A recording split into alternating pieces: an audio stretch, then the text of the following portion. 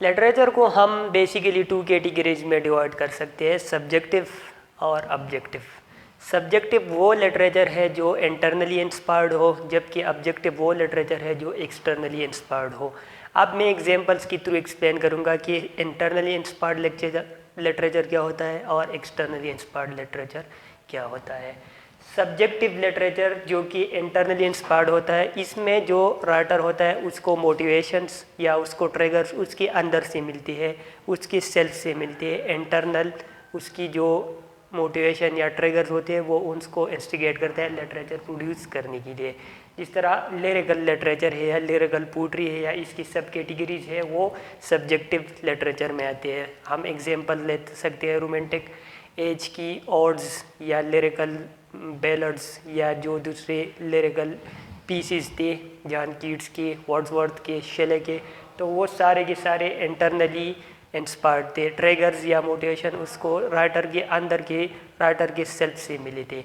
अब इसकी अगेंस्ट या इसकी कॉन्ट्रास्ट में जो ऑब्जेक्टिव लिटरेचर है उसमें जो ट्रिगर होता है, जो मोटिवेशन होता है, वो राइटर को एक्सटर्नली मिलता है, एक्सटर्नल एनवायरनमेंट या सोसाइटी से मिलता है। अब इसकी एग्जांपल हमारे पास एपिक पोट्री या नावल या ड्रामाज है, जिसमें राइटर की अंदर की सेल्फ से उसे ट्रिगर्स नहीं मिलते बल्कि एक्सटर्नल वर्ल्ड से उसको ट्रिगर्स मिलती है। हम इसकी एग्जांपल्स ले सकते हैं। एपिक पैराडाइज लास्ट में जॉन मिल्टन को ट्रिगर्स मिले थे, इंटरनल नहीं बल्कि एक्सटर्नल ट्रिगर्स मिले थे, आउटसाइड वर्ल्ड से या सोसाइटी से उसको ट्रिगर्स मिले थे। इस तरह जो नावल्स है, विक्टोरियन एज के नावल्स हम अगर सपोज कर ले, चार्ल्स डिकन्स की ग्रेट एक्सपेक्टेशन ईटीसी, तो वो जो नावल्स थे या वो जो लिटरेचर था वो एक्सटर्नली इंस्पायर्ड था। मोटिवेशन या ट्रिगर्स राइटर को बाहर की दुनिया से, वर्ड से मिले थे, ना कि उसके अंदर के सेल्फ से। इस तरह ड्रामास भी हम इसी कैटेगरी में ले सकते हैं कि राइटर का अपना सेल्फ, राइटर की इंटीरियर उसमें इन्वॉल्व नहीं होते, सिर्फ उसकी एक्सटीरियर जो फैक्टर्स होते हैं वो इन्वॉल्व होते हैं। लेकिन अगर हम डीप सेंस में ये कंसिडर कर ले तो इन दोनों में ओवरलैप होता है। कोई भी लिटरेचर इस तरह नहीं हो सकता जिसको हम प्योरली या सब्जेक्टिव कहे या प्योरली ऑब्जेक्टिव कहे, बल्कि दोनों का ब्लेंड ही होता है। सपोज हम पैराडाइज लास्ट कंसिडर कर ले तो उसमें राइटर का अपना सेल्फ भी मौजूद था। ये नहीं था कि उसको सब कुछ या ट्रिगर्स या मटेरियल जो भी था आउटसाइड मिला था, उसके अंदर में की जो सेल्फ थी, उसकी जो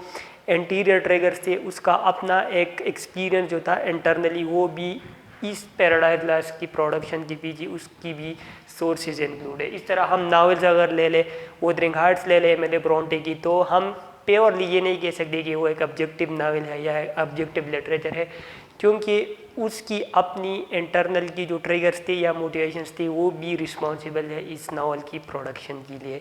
इसलिए हम ये नहीं कह सकते कि एक लिटरेचर प्योरली सब्जेक्टिव है या ऑब्जेक्टिव है, बल्कि ज़्यादातर या ऑलमोस्ट ऑल लिटरेचर हम कह सकते हैं कि वो ब्लेंड होता है सब्जेक्टिविटी और ऑब्जेक्टिविटी का। लेकिन अगर हम ये कैटेगराइजेशन सिर्फ इस बेस पे करते हैं कि सब्जेक्टिविटी ज़्यादा है या ऑब्जेक्टिविटी ज़्यादा है।